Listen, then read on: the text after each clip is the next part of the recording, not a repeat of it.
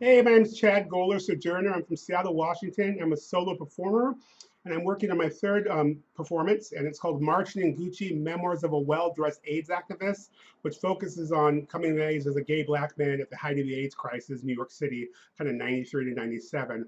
In order to do this play, I need to raise funds, and so I started a GoFundMe page, which you can find the link in there, and I thought the best way to raise money is to tell you some stories. Um, so I moved to New York in August of '92. I was in Bellingham, Washington before that. I moved to go to Hunter College for my senior year, and I did activism at college, mostly racial stuff and some other stuff. But my activism was pretty limited at college, although I was familiar with groups like ACT UP and Queer Nation in Seattle. And so I knew I wanted to get involved with ACT UP. And so I went the first week. Whenever they met on Monday, so I went the next week. It was crazy. I mean, there's like hundreds of people overflowing. We met at the Gay and Lesbian Center. You know, we had like people in leather, you had like Wall Street bankers, mostly white, but a lot of diversity other than race. And when I got there, they were planning something called the Ashes Action. And that was where people from all over the country were going to meet in DC, and they were going to march to the White House lawn and throw the ashes of their loved ones over onto the lawn. I was like, girl, that's kind of dramatical. Really? What about a sign? Well, they done signs. So up in that point, ACT UP had a lot of symbolic death. Painted blood on their hands, cover their mouth with tape, had funeral drumming marches, carried, coffins to the street. And that wasn't working. And so they decided that, we're going to show you what grief looks like, what sorrow looks like. I was really moved by that. So I'm like, okay, I'm in. I want to get involved. And of course, there's a lot of things I could have done. I could have like done a lot of flyers or wheat pasted. If you don't know what wheat paste is, look it up. Carried water. But of course, because I've been there a week, so I know shit. So I'm like, oh, okay.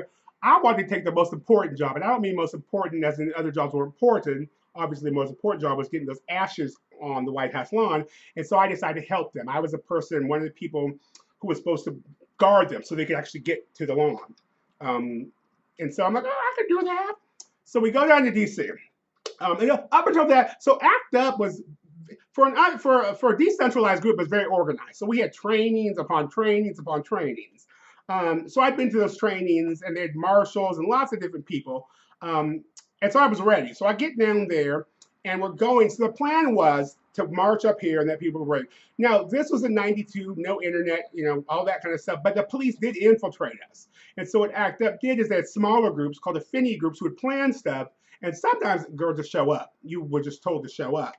So I didn't know what I showed up. I didn't know exactly what we were going to do until we got on the bus.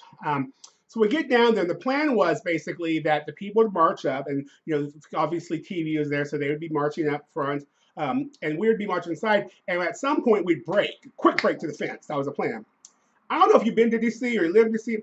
I don't know. I don't know if DC is a city, a state, a county. I know what DC is, but I know what DC is. They got like 15 different police departments. Got the Metro, the Park Police, the FBI, CIA, ABC, the Piggly Wiggly security guard. So it's all over different kind of polices. So we're going down there and break. And so I'm over there quickly. Now, the play is called Marching in Gucci, Memoirs of Well-Dressed AIDS Activists.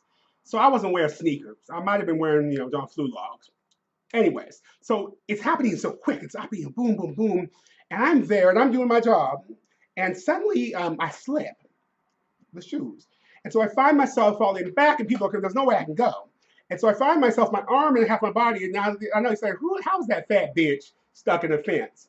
Well, I was also very bulimic, also in the play, and so I was 100 pounds later. So I'm halfway in the fence. People are pulling, pushing, screaming, yelling. The horses are coming. And there was that moment and all that where everything went silent. Not really, but for me, it just went silent. And it was the first time that I couldn't hear the voice of God. I came from a religious background. I was pretty religious, and I would cry out to God, and there was nothing there.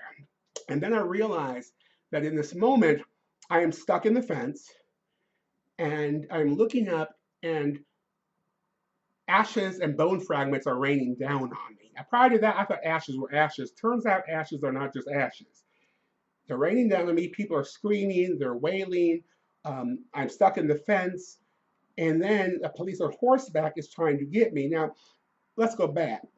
Back in New York, we had a training, and she was a horse whisperer, and she said something like, if you sit down in front of the horse, they won't attack you. Now I know that sounds real stupid now, but listen. I listened to her. She looked like a horse whisperer. My horse didn't get that memo. So there I am in the fence, covered in ashes, and a police officer, and I think he was trying to attack me, and a horse is like trying to attack me. And again, as crazy as that sounds, in that moment, I felt a brokenness that I've never felt. I mean, I would feel it again, but I never felt up to that point that broken. It was that irreparable grief. It was this sense like something just happened and there's no coming back. So finally we get out and I'm over and I'm seeing people crying and it was beautiful. There's actually video on it. I'll try to find it. It was actually beautiful. I mean, people, in a really weird way that sorrow can be beautiful.